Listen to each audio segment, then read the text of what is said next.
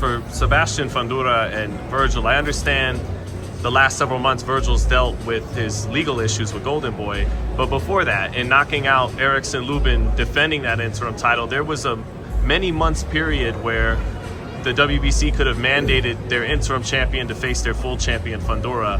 Is that something you're going to do before the end of the year now, so that we can get Ortiz and Fundora fighting for one belt of the WBC? If you give me the opportunity, I'll give you a paper with a very good timeline. There was a reason why we ordered an interim, which was Ortiz fighting for an interim title. Then they were about to fight and one got injured. Then the other one got injured. Then they got contracted for another fight. So it just kept going on and on and on and on. At the last convention, the ruling was that Ortiz petitioned to do a fight against Ennis, and the WBC accepted that and had Fundora's petition to take another fight. You're not gonna make a champion wait. And then Ortiz entered into that legal situation. So the WBC has been always in communications with both camps, and now it is just very recent that Ortiz and Golden Boy have finalized their legal situation. But now Fundora has a fight scheduled, and Ennis who was supposed to fight Ortiz, that was their petition. He already has another direction, so we have to see what's going to happen. But we have been consistent and always in communications with both Golden Boy for Ortiz and with PBC and TGB with Fundora. Well, what are the chances you make that happen, though, that you mandate it after that's Fundora's mandatory? That's the fight that we all should be looking for, the interim champion against the champion. Wow, ladies and gentlemen. We got ourselves a breaking update. You just heard Mauricio Sulaiman say that the Vergil Ortiz versus Sebastian Fundora being the WBC junior middleweight champion of the world, Vergil Ortiz being the WBC interim champion of the world for nearly 2 years now. The dude won the bout in August of 2024, still has not been mandated to fight the world champion, interim champion for 2 goddamn years. Sean Tatal. Shout out to Sean Tatal for asking 2 absolutely fantastic questions. I love the follow-up question.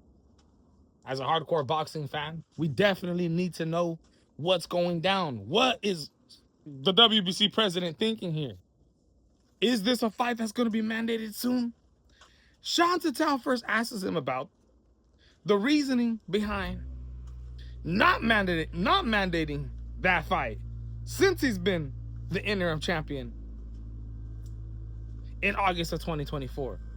Mauricio Sulaiman, like I said before, the second that this dude gets questioned, this is what he was gonna do. He's gonna break it down to you with a timeline. It's his job. They're the WBC president, along with all the board members. They have to keep track of all this, bro. They've got to have the receipts of the receipts of the receipts to be able to be taken serious. So he gave us the rundown. Now, you can find holes and pick and poke in it as much as you want. But when I talked about this, I said, all right, you know what? The hell with the past. Who cares about the past? What matters now is that this is a topic in discussion currently in the sport of boxing, when the 154-pound division is on fire. You have Jerome Boots Ennis, who's trying to secure fights with guys like Josh Kelly and Sebastian Fundora. You have Vergil Ortiz, who's being boxed out by Boots Ennis and Bozy Ennis and their team, who are telling Vergil Ortiz that they have to wait now because they're looking to become undisputed champion and retain those titles. So Vergil Ortiz's team, Rick Merrigan and them, have been super high on this topic, have been in talks with the WBC president, have been doing interviews, inside the ring interviews, discussing this topic. that they're ready to fulfill that mandated fight. So Sean Tatal in the second question follows up and asks us about the future. Are you guys gonna mandate that fight next? After his fight with Amal Hajibaj? Ladies and gentlemen, and the WBC president Mauricio Sulaiman answers with, it's a fight that we should all be wanting.